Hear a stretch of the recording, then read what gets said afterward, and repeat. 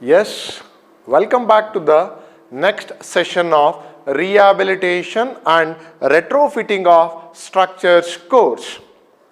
In the last session, I was discussing regarding or we have been learned the investigation procedure, or I can say the damage assessment procedure. Okay, so till today we have been learned what is the purpose of damage assessment, or what is the necessity of damage assessment, and the next we have been learned the rapid structural safety assessment, because I have been bifurcated, okay, the normal assessment procedure and the rapid assessment procedure, and also have been explained why we need to go for a rapid structural safety damage assessment. Okay, so that part also we came to know, and in the last session I have been told the step-by-step procedure for the investigation of the damage in the reinforced concrete structural element. Okay, and so these are all the things we have been learned, and in particular this today's session I am going to teach you the assessment techniques, or I can say the instrument used in order to study, or I can say to know the performance of a reinforced concrete structure. It may be in terms of quality wise, it may be in terms of strength wise, or it may be in the term, that is what the behavior. Okay, I can know the behavior by in terms of quality and the strength. So in turn it is related to the overall performance of a concrete structure. So in this class let us go ahead with the instruments or assessment techniques. Okay, so coming to the assessment techniques. So now going to the testing system of hardened concrete. Okay, so because why I have written the testing system of hardened concrete heading, because you people have already known that the concrete can be assessed in two ways. One, it is in fresh state. So once the concrete, if it is in fresh state, what is the techniques you are going to adopt in order to find the performance of a concrete, and another way is what is the test you are going to adopt to find out the performance in the hardened state. So there will be two different ways. Okay, but in this particular session I am going to teach you or going to highlight more about hardened state, and in many circumstances I am also going to highlight about a fresh concrete state, or I can say fresh state also. Is it clear? Okay, so with this brief introduction let me go ahead. So as I stated, the testing system of hardened concrete, so there are number of methods, or I can say systems going to be adopted in order to find the performance of an hardened concrete, or I can say behavior. So as I stated, the performance or a behavior of a concrete or reinforced concrete can be assessed in terms of quality and strength. So that is what the performance, or I can say behavior. We can also find out quality, or we can also find out the strength. So both the things also required. That depends upon the situation while going to do the inspection. Is it clear? Okay. So the testing system adopted in order to find out the hardened concrete are, one is, the first one, non-destructive testing system. Non-destructive testing system or technique. Second one, semi-destructive testing system. Third one, destructive testing system. So these are the three testing systems I am going to adopt in order to find out the performance of a concrete structure or a reinforced concrete structure. Is it clear? Fine. So let me define what is non-destructive, what is semi-destructive, what is destructive. So let me go ahead with a non-destructive. Non-destructive system means to assess the quality. So please let me add one more word here. To assess the quality and strength. To assess the quality and strength of a concrete in its damaged state or distressed state without any disturbance of surrounding concrete. I will repeat. To assess the behavior. What is those behavior? Those behavior are quality and strength of what? Of concrete in damaged state. In damaged state without any disturbance. So that's why it is called non-destructing. I am not going to disturb the surrounding concrete. So without disturbing the concrete or reinforced concrete element, if I am going to assess the performance or a behavior in terms of quality and strength, so that particular system is called as non-destructive testing system. Hope the concept has clarified. Okay. Now next, let me define semi-destructive testing system. Here also I am going to assess the behavior. I am going to assess the behavior or performance in terms of quality and strength of concrete of a or in damaged state. In damaged state of a reinforced concrete structure with partial disturbance. With partial disturbance. That means I am going to disturb or I am going to take out some portion of concrete sample. That I am going to explain how to take all those things. Okay. So I am going to disturb some portion of a concrete or a reinforced concrete structural elements.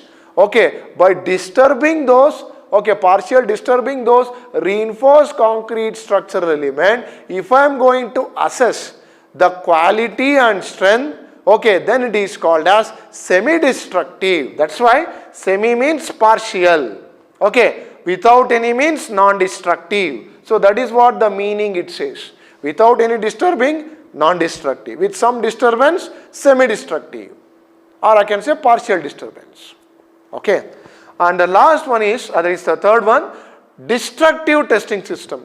What is that? Same way, I am going to assess the performance, that is the quality and the strength of a concrete with complete disturbance. Okay. So please see here, with complete disturbance, meaning, what is the meaning of complete disturbance? That means I am going to assess the quality of and strength of a concrete until the specimen get failed. Until the specimen get failed. Is it clear? Is it clear? That means I am going to load that particular reinforced concrete element, or else I am going to test the reinforced concrete element up to the ultimate load. Up to the ultimate load. So please understand this. Okay, it may be up to the failure or it may be up to the ultimate load. Okay, till the ultimate stage I am going to load the reinforced concrete. Okay, I am going to assess the quality and the strength of a concrete. So that is called as destructive testing system.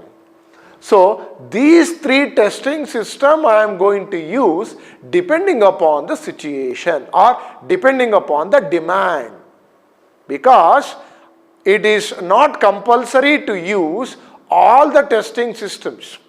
All the testing systems, okay, or we cannot use all the testing system for a particular project.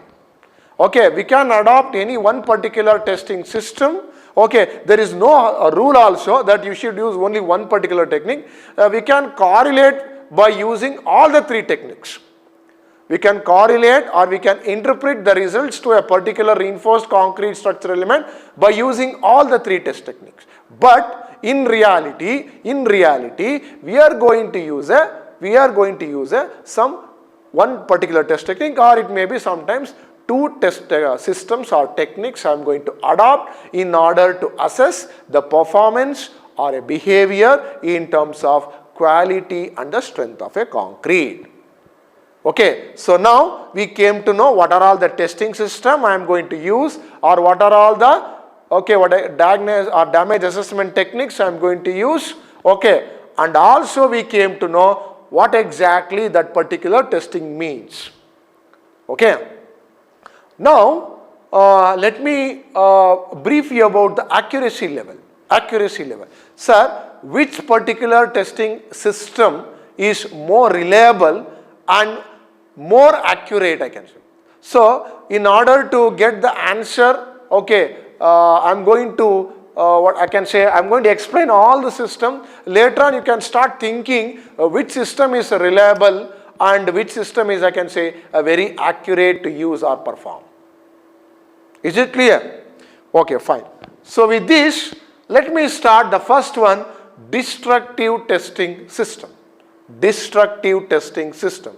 Okay, I am going to use, okay, or discuss the first one.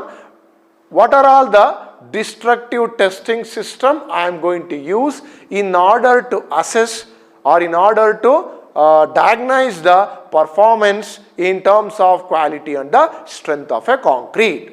Is it clear? Fine. The most commonly used destructive test is load test. The most commonly used destructive test is load test. So this is the one of the test system or one of the technique I am going to use in order to diagnose or in order to assess the quality and the strength of a concrete. Is it clear? Okay, so that's what, and it is used to assess the strength and also quality. Okay, and majorly the load test they are going to use majorly for a strength. Okay, if the strength is good, automatically the quality will be, I can say, very good. So both are interconnected or interdependent. Okay. So load testing is sometimes used as an alternative method of assessing structural capacity. That's what. If you want to assess whether this particular structural or reinforced concrete structure is able to carry the load or whatever the design load you have been designed, okay, we can assess this by performing the load test. Is it clear? Next, the load tests are usually carried out for one of the following reasons. So now, why we need to go ahead with a load test only? Why we need to go ahead with a load test only? Okay, see here, the answers are, if there are still doubts about the satisfactory performance of the structure under load after a survey and local testing. See, this load test they are going to use for two different ways, I can say. See, for example, you have constructed a reinforced concrete bridge. Okay, you have constructed a reinforced concrete bridge. Okay, the construction is over, and now or I can say the flyover construction is over. Now, if you want to allow the flyover or a bridge for a traffic, I will repeat, the bridge or the flyover construction is over. If you want to allow the traffic in that particular bridge or a flyover, then you need to perform a certain performance test. How it is going to perform, or whatever the design, okay, I am going to use for in order to design that particular flyover or bridge, or what is the construction methodology I have been adopted, whether it is safe enough to carry the load, that I am going to test, okay, prior, okay, I am going to leave the traffic. Okay, at that particular instance, this load test will be majoritarily used. Load test will be majority used. Okay, so that's what satisfactory performance of a structure under load after survey and a local test. That means local testing, which I am going to discuss in next slides. What is the meaning of local testing? I'm good. Okay, the local testing means in the laboratory they are going to perform certain test. So that laboratory test, whatever people have been did, okay, that should correlate with the field test you are going to perform. Okay, so that I am going to explain in the next slides. Next, the next reason is why we need to perform a load test is it is difficult or impossible to determine inadequate information about the structure and its material. For example, if you are not able to assess what I can say the information behind that reinforced concrete element, okay, or the materials you have been used, okay, these circumstances will come after the bridge has been constructed or after the reinforced concrete structure has been constructed.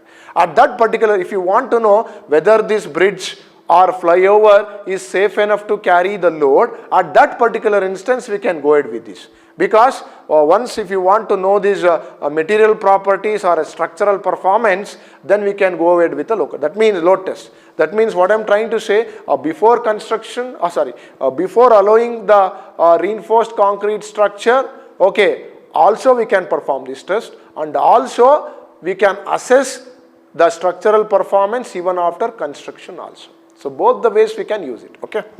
Next, verification of structural analysis in case where the complexity of structural form does not lend itself to analysis. That means any complexity involved in your analysis and the design of that particular reinforced concrete structural element, because you people have been performed in software. Okay, that software, whatever you have been performed, okay, or analyzed and designed that particular reinforced concrete structure, you can validate by conducting this, we can say, the test.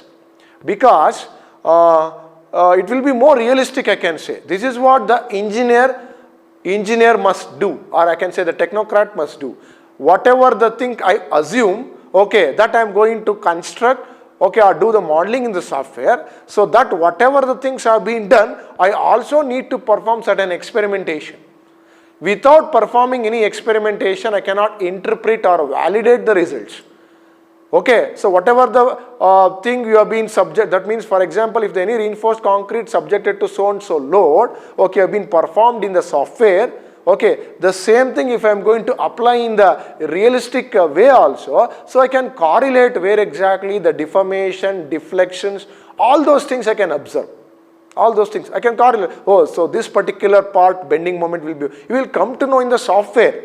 But if in the realistic way, if you are going to observe these things, whatever people you have been designed, it will be very good, I can say. The very comparative way I can say, we can go ahead. Okay. Next, the following aspects were set for during the testing system. That means these are all the prerequisite that will be required, which I am going to discuss in the next, because I am going to discuss the step-by-step procedure used for load test performance. Okay, and you can see to conduct the load test on the beam up to 1.25 times. That means when you are going to load any beam or the reinforced concrete structure, I am going to consider 1.25 times the designed live load considered. Whatever the design live load you are going to consider for the design purpose, multiply by that load into 1.25 times.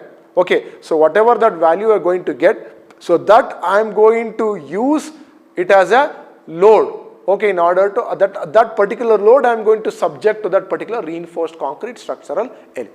Okay.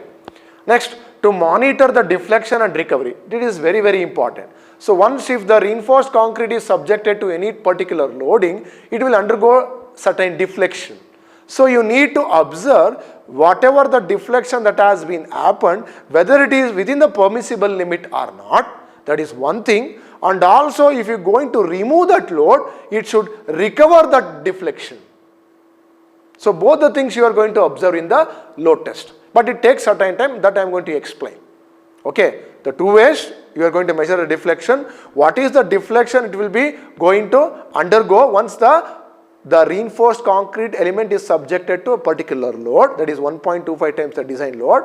And after the removal of load, what will be the recovery in deflection, that is also you are going to measure. Okay. Next, to compare the actual deflection with that of theoretical. That means whatever the theoretical deflection you have been considered, that deflection you are going to compare with the actual deflection that has been undergone by a reinforced concrete structure. And this deflection check or check for deflection, you people have done in your design of reinforced concrete elements course in your basic semester courses. Okay. So coming to this, okay, so this I am going to discuss later. There is assessment of existing concrete structure. So that is what the thing they have been highlighted.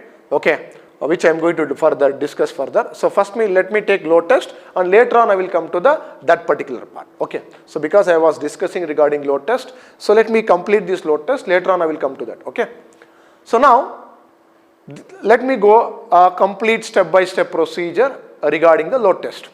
This is a method of assessing the strength of the in situ of a concrete member. That means we can measure the strength of a concrete member in the site.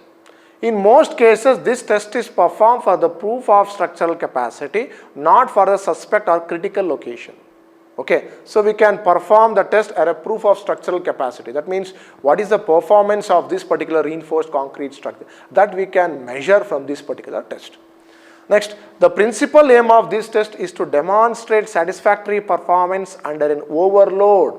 That's why I'm going to overload the member 1.25 times the design load I'm going to consider. Above the design working load, that's what? The meaning of this sentence is 1.25, that means I am going to increase the load. Okay. This is usually judged by the measurement of how you are going to measure this, that you are going to measure in terms of deflection. So whatever the things have been discussed in the previous slides, the same thing have been repeated here also. So now let me go ahead with a step-by-step procedure of load test. Coming to the first step, a live load of 1 ton per square meter.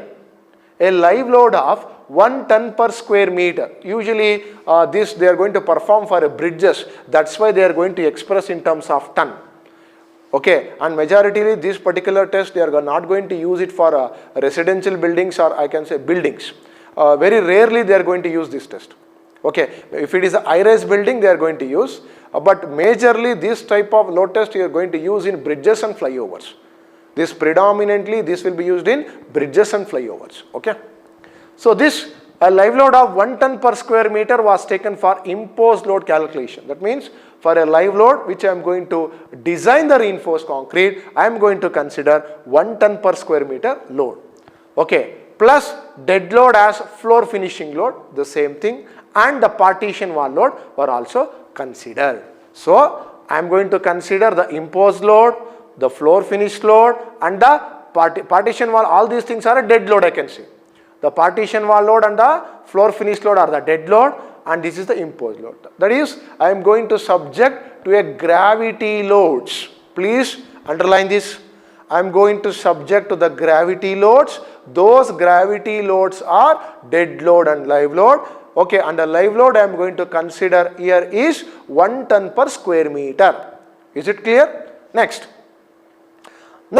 thus imposed load was taken as, okay, the imposed load, that means whatever the imposed load I am going to consider, this, okay, was taken as 1.25 times this design live load which I am going to consider, and this will be there as per IS 456-2000 class 17.6 page number 30. So there it is clearly specified, once if the reinforced concrete element is subjected to load test, whatever the live load you are going to, okay, subject that particular reinforced concrete, so that design live load multiply by the 1.25 times. This is the live load you need to consider, okay, for the load test purpose. Next, this load was imposed, okay, the load, that means 1.25 times the live load and the dead load, all those things. So this load was imposed on the beam as UDL, because in practical, okay, it will be UDL. Okay, so therefore they are going to use a type of loading as uniformly distributed load. So that uniformly distributed load spreads over an area of 55.5 square meter. Okay, so whatever the load you have been considered, okay, that particular load that will be distributed to a area of 55.5 square meter. So thus a total load of 84 ton was arrived and imposed in 12 stages. Okay, so whatever the things have been considered, the total it will become 84 tons. So 84 tons I am going to subject, okay, in 55.5 square meter. How? So this 84 ton I am not going to, I can say subject the, perform the load test, okay, overall I can say consider one way. Okay, I am not going to consider as one. That 84 tons on 55.5 square meter I am going to use in incremental loading. Incremental loading or stage by stage loading. What is that? Let us see. The total load of 84 ton was arrived at and imposed in 12 stages of 7 ton each. Please note here, I am going to apply 7 tons of each at an interval of 15 minutes. That means first 15 minutes 7 ton, second 15 minutes 7 ton, okay, third 15 minutes 7 ton, like that 12 stages. That is called incremental loading. Incremental loading. So totally 12 sevens are 84 tons. So totally I am going to apply 84. Okay. So 84 tons I am going to apply on a 55.5 square meter. Okay. So this is the load I am going to apply. Okay. Next, the load of 7 ton was imposed with. So now, how this 7 ton of load can be applied on a structure, or what is the mechanism you are going to adopt in order to apply that 7 ton on the bridges or flyover. That technique is 200 sandbags weighing 35 kg. Okay, each bag weighing 35 kg multiply by the 200 sandbags. Okay, one bag is 35 kg, like that 200 multiply by 35. So that is the amount of weight I am going to use as 7 ton. You just imagine. That 7 ton I am going to apply in the 12 increments at an interval of 15 minutes. Is it clear? Next, I am going to subject this load. Next, how to measure this? Okay, I am going to use a dial gauges and electrical strain gauges. Why these dial gauges and strain gauges were required? This is required in order to measure or assess the deflection and deformation. Okay, deflection and deformation. So in order to measure the deflection and deformation, the dial gauges and the electrical strain gauges are required. Next, the separate platform was provided to read and record. We can use a separate platform. Okay, because load, dial gauges, everything you cannot accommodate in the one particular place. You can adopt a different place in order to read, because once the load has been subjected, you will also need to know the 7 ton load is applied, what will be the deflection? Next 7 ton, what will be the deflection? Like that you need to record the readings. Okay, so that's why you can create a separate platform to record the deflection from the dial gauges and strain from the strain indicator or strain gauges. Is it clear? Next, so now the load is ready, the dial gauges are ready, strain gauges are ready, everything is set. Okay, now the question will arise, okay, what will be the time taken to conduct this test? So now the total time for maximum load was 26 hours and the maximum load was kept for more than 43 hours, during which creep effect was modified.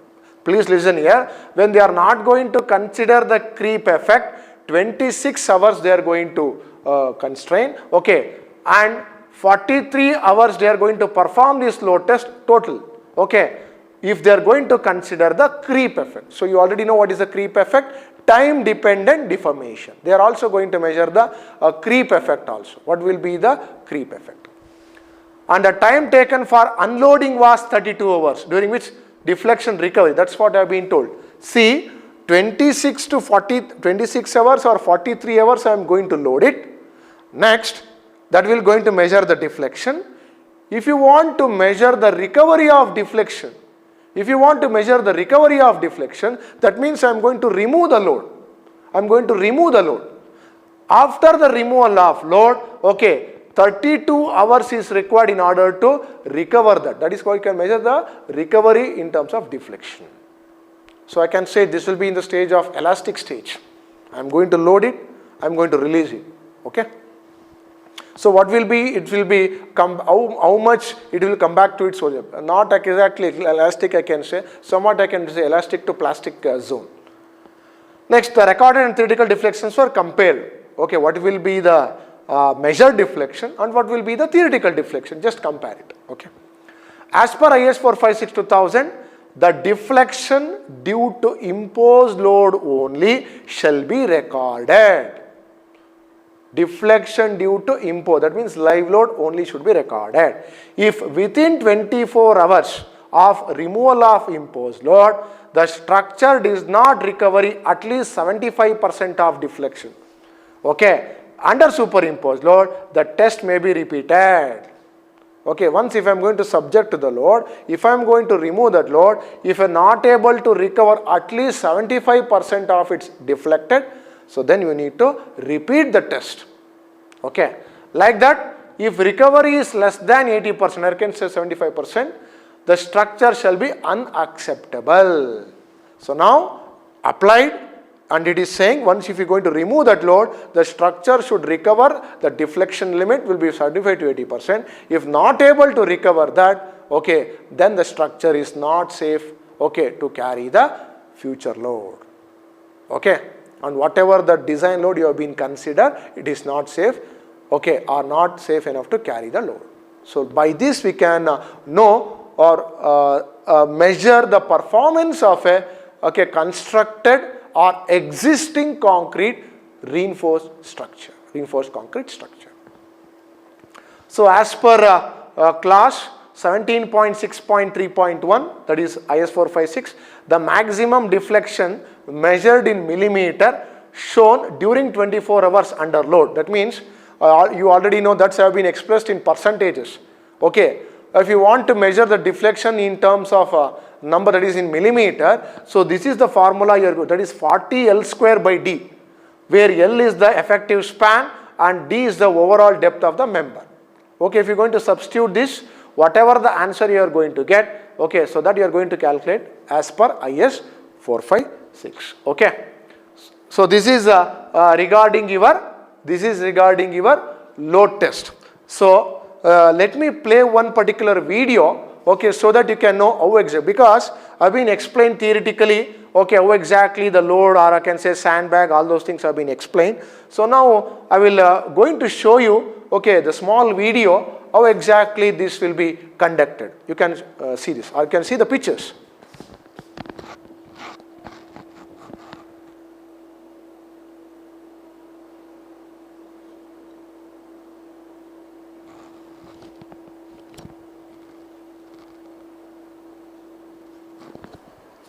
You can see, okay, how this load test they are going to perform as I stated.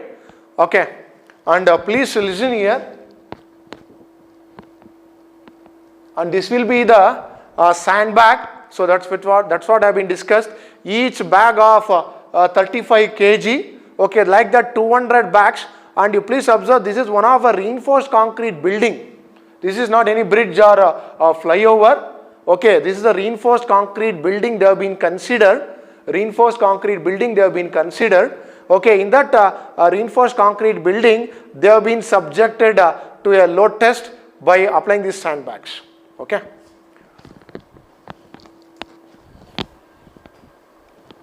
And you can see these are the deflectometers or deflection or dial gauges they are going to use. Okay, and this is the dial gauges they are going to use. Okay, in order to measure the deflection. This is the one more way of okay, applying the loads. You can see, and this is the what you can say the girder or a bridge girder. This is a PSC pre-stressed concrete box girder. In the previous photo, I have been showcased one particular reinforced concrete building subjected to the load test, and in this particular photo, I am showcasing one box girder or a bridge girder. I have been subjected to the sandbag or load testing.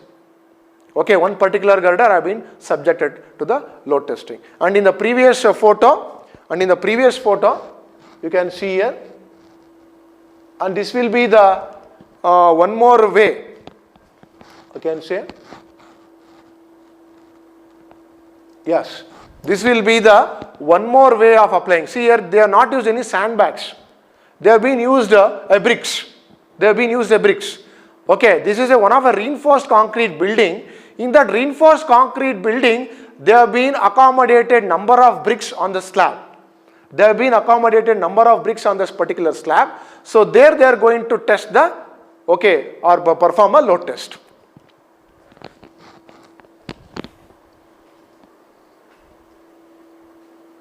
So this is what a box girder have been showcased. Next, so they have been measuring the deflection now. You can see they are measuring the deflection, And one more way, okay, this is the one more way I can see, I can perform this thing. See, they are applying the axial load.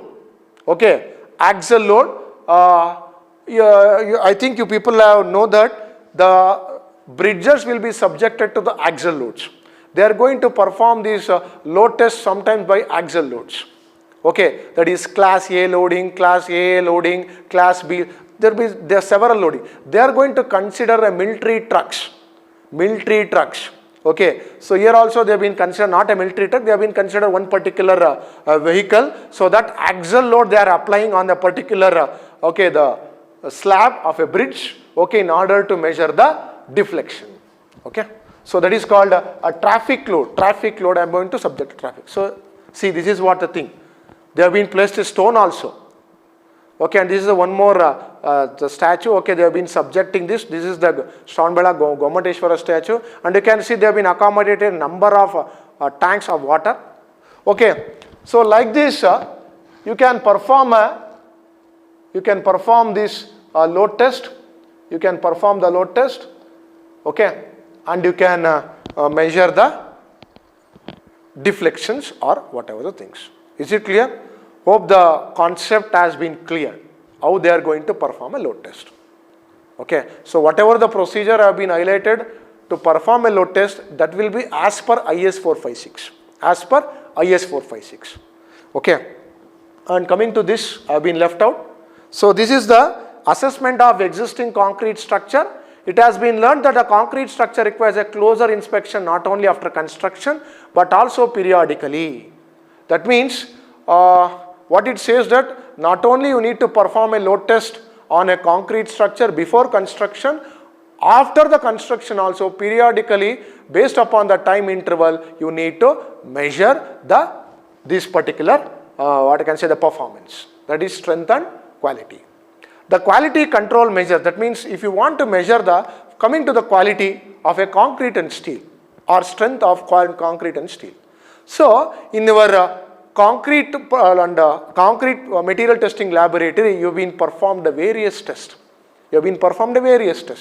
To assess. So that particular test is different, this particular. See, that particular test you are going to perform in the laboratory to assess the quality of a concrete and a steel in the laboratory. That is, both the things you are going to measure, strength and quality. Especially for concrete, you are going to measure both quality and strength.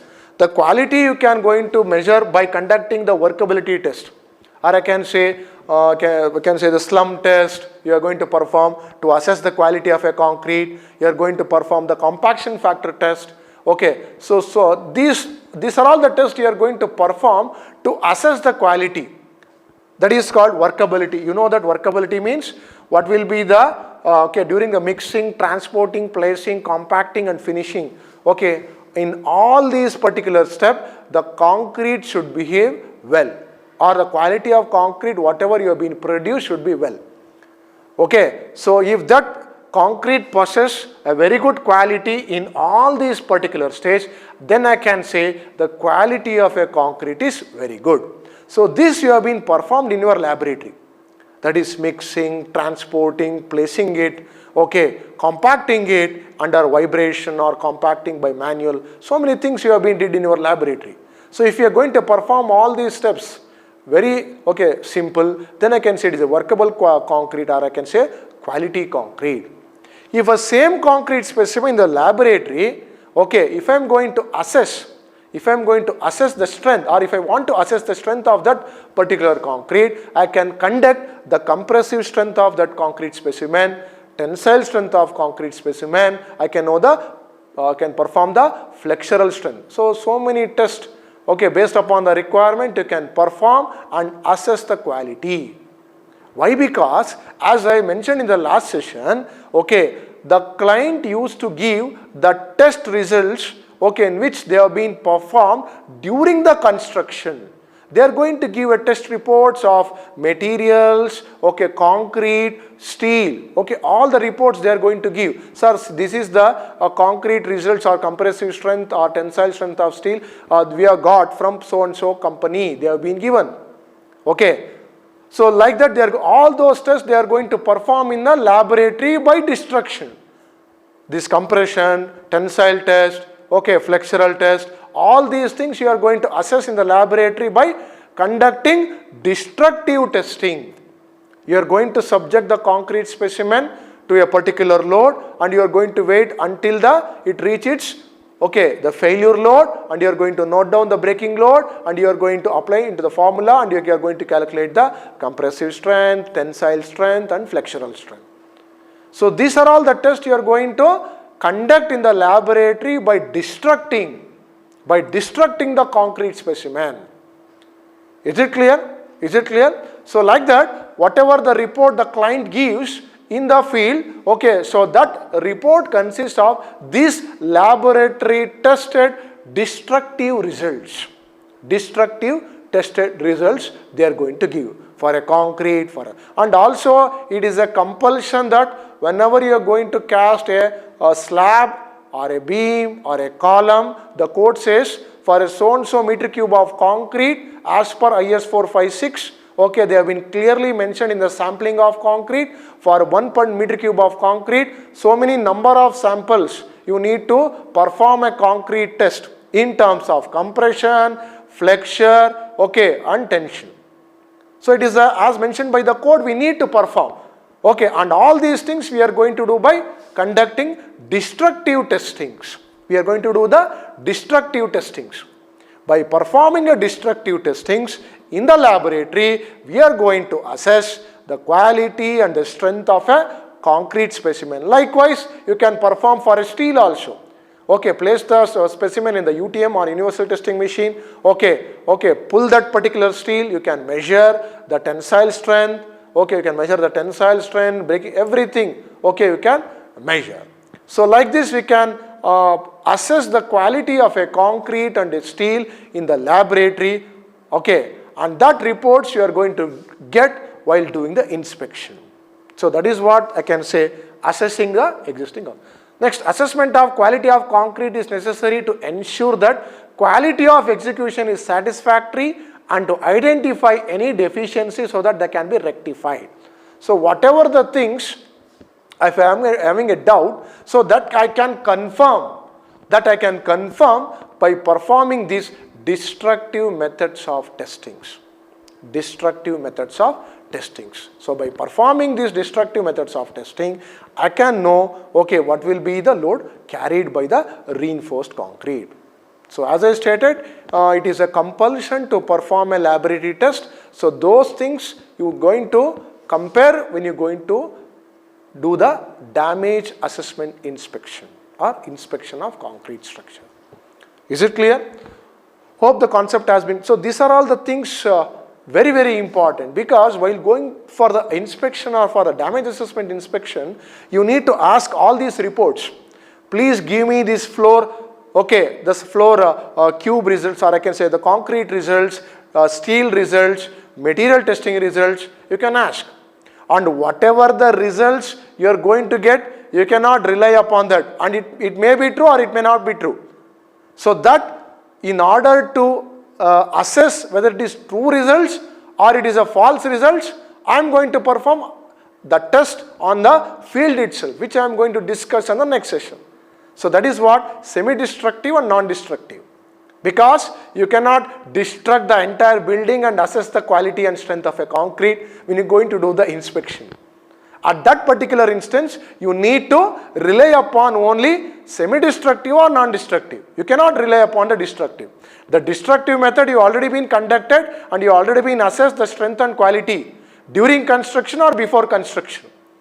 Once the construction is over, if you want to assess the quality and the strength of a concrete, then we need to go with the different testing systems. We need to rely upon the different testing systems.